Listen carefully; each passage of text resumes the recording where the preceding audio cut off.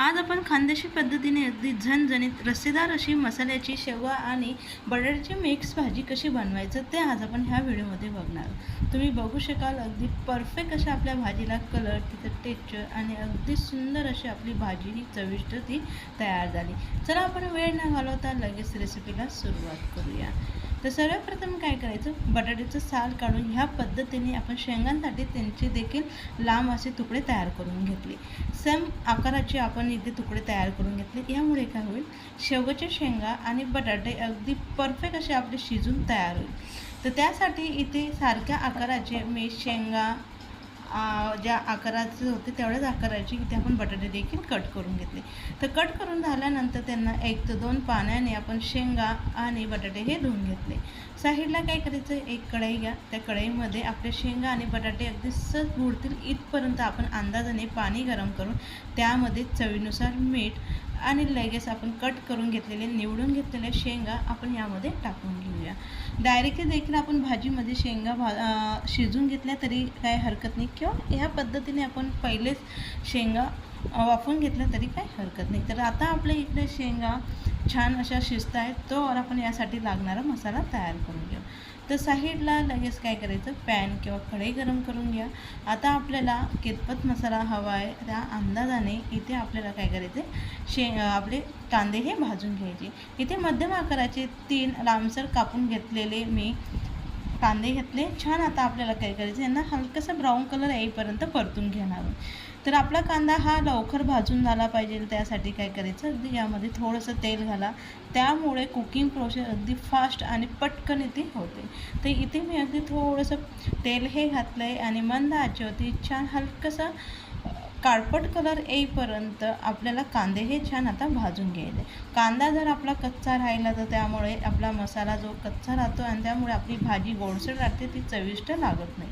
म्हणून एकसारखं चमच्याने हलवत अशा पद्धतीने गोल्डन कलर येईपर्यंत कांदा छान परतून घ्यायचा आहे. त्यामध्ये अगदी बारीक किसून घेतलेलं भरपूर असं सुकं खोबरं, ओल्या खोबऱ्याचा वापर केला तरी काही हरकत नाही, 4 ते 5 लसणाच्या पाकळ्या आणि 1 ते 1.5 इंच आल्याचा तुकडा घालून आपल्याला आता याला छान यामध्ये भाजून घ्यायचं आहे. आपल्याला काय करायचं आहे, आपलं जे खोबरं आहे छान लाल कलर येईपर्यंत आपल्याला मंद आचेवरती खोबऱ्याला देखील भाजून घ्यायचं आहे. जेवढा परफेक्ट मसाला तेवढी अगदी परफेक्ट अशी आपली भाजी ही तयार होते. तर मसाला छान भाजून तयार झाला आहे. त्यानंतर काय करायचं, मसाला आपला भाजल्यानंतर गॅस हा आपल्याला बंद करायचा आहे आणि मसाला हलकासा आपण आता गार करून घेऊ. तर इकडं आपला मसाला देखील भाजून तयार झाला आहे. साईडला आपल्या ज्या शेंगा आणि बटाटे आपण उकडायला घातले होते ते देखील छान मऊसूत शिजून ते तयार झाले. तर अशा पद्धतीने छान आपल्याला शेंगा आणि जे आपण बटाटे घेतलेले ते आपल्याला ह्या पद्धतीने त्यांना शिजवून घ्यायचे. तर शेंगा बटाटे देखील शिजून झाले आहे. तिकडे आपला मसाला देखील गार झाला आहे. त्यानंतर मिक्सरच्या भांड्यामध्ये भाजलेला संपूर्ण मसाला काढून घ्या. त्यामध्ये काय करायचं, अगदी थोडंसं आपल्याला पाणी घालायचं आहे. त्यामुळे आपला मसाला अगदी छान एकसारखा तो पेस्ट त्याची तयार होते. तर ह्या पद्धतीने जेवढं शक्य आहे तेवढं अगदी बारीक त्याची पेस्ट आपल्याला मसाल्याची तयार करून घ्यायची. तर वाटण तयार झाले. वाटण तयार झाल्यानंतर साईडला भाजीला फोडणी देण्यासाठी साईडला कढई किंवा पातेली गरम करा. त्यामध्ये गरजेनुसार तेल. आता आपल्याला जर जास्त तेलकट भाजी आवडत असेल तर ह्यापेक्षा जास्ती देखील आपण तेल घातलं तरी काही हरकत नाही. तर मंद आचेवरती वाटून घेतलेला संपूर्ण मसाला यामध्ये घालून मंद आचेवरती आपल्याला छान ब्राऊन कलर येईपर्यंत आणि आपल्या मसाल्याला अगदी छान तेल सुटेपर्यंत आपल्याला परतून घ्यायचं. जर आपल्या मसाल्याला तेल छान सुटलं नाही तर समजून घ्या आपला मसाला हा व्यवस्थित भाजला गेला नाही. तेल सुटेपर्यंत जर आपण मसाला भाजला तर त्यामुळे भाजीला चव, त्याचा कलर देखील भाजीला छान होते. तर अशा पद्धतीने तेल सुटेपर्यंत आपण मसाला हा भाजून घ्यायचा आहे. तर ते सुटेपर्यंत आपला मसाला हा अगदी परफेक्ट भाजून तयार झाला आहे. त्यामध्ये लगेचच आपण आता काही गरम मसाले घालूया. तर नेहमीचा आपला घरगुती काळा मसाला यामध्ये वापरते आहे. तर गरजेनुसार आपला काळा मसाला, अगदी थोडीशी आपल्याला यामध्ये हळद आणि छान कलर येण्यासाठी काश्मीरी मिरची पावडर घालून हा मसाला अर्धा ते 1 मिनिटभर आता आपल्याला याला पुन्हा आणखी तेल छान सुटेपर्यंत आपल्याला परतून घ्यायचे. फक्त आपण ह्या 1 ते 2 प्रोसेस परफेक्ट केला तर आपली जी भाजी असते चविष्ट तर होते, दिसायला देखील अप्रतिम अशी आपली परफेक्ट तरीदार आपली भाजी ही तयार होते. तर तेल अगदी छान सुटायला सुरुवात झाली. त्यानंतर उकळून घेतलेले शेंगा आणि बटाटे आपल्याला यामध्ये आता टाकून घ्यायचं आहे। तुम्ही त्या पाण्याचा वापर करून घेऊ शकता। जर तुम्हाला आवडत नसेल तर पाणी नाही वापरलं तरी काय हरकत नाही, किंवा पाण्यामध्ये उकळून न तर या पद्धतीने आपण कच्च्या आणि बटाटे आणि शेंगा यामध्ये घालून आणि त्यांना नंतरून आपण उकळून घेतले तरी काय हरकत नाही। तर याला व्यवस्थित मसाल्यांमध्ये मिक्स करून घेतले। लगेचच आपल्याला गरजेनुसार यामध्ये पाणी हे ॲड करून घ्यायचे।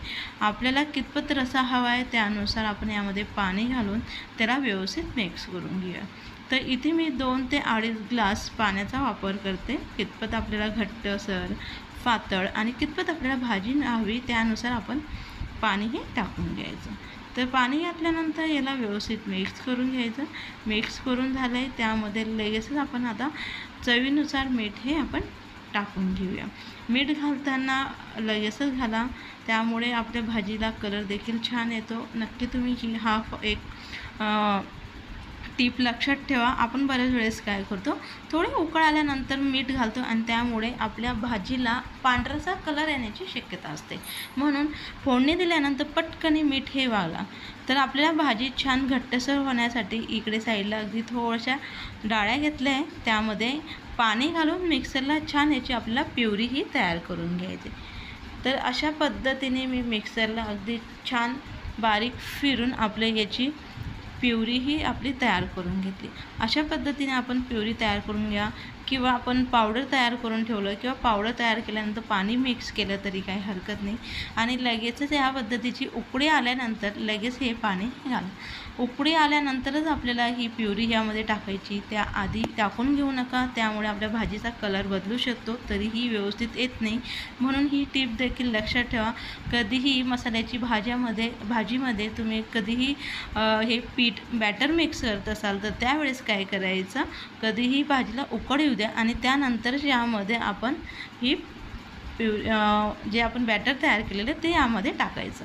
तर बॅटर घातल्यानंतर यामध्ये अगदी थोडीशी कस्तुरी मेथी, जर तुमच्याकडे मेथी नसेल तर या जागी बारीक चिरून घेतलेली कोथिंबीरीचा देखील वापर केला तरी काही हरकत नाही। मंद आचेवरती 3 मिनिटावर आपण आता ही भाजी ही उकळून घेतली। भाजीला कलर आणि आपली अगदी छान अशी परफेक्ट तरीदार झणझणीत खानदेशी पद्धतीची अगदी छान चविष्ट अशी आपली मसालेदार बटाटा शेंगाची मिक्स भाजी ही तयार आहे। रेसिपी आवडली असेल तर नक्की व्हिडिओला लाईक करा, जास्तीत जास्त मित्रांना व्हिडिओ शेअर करा, जेणेकरून नवनवीन व्हिडिओ अपलोड केले तर सगळ्यात आधी त्याचे नोटिफिकेशन मिळेल। म्हणून तुम्ही चॅनलला सबस्क्राईब करायला देखील विसरू नका। अगदी परफेक्ट अशी आपली शेवगाच्या शेंगांची आणि बटाट्याची मिक्स भाजी ही तयार। एक भाकरीच्या जागेवरती आपण 2 भाकरी खाऊ एवढी चविष्ट अशी आपली ही रस्सेदार आणि अगदी झणझणीत आपली मसाल्याची भाजी तयार आहे।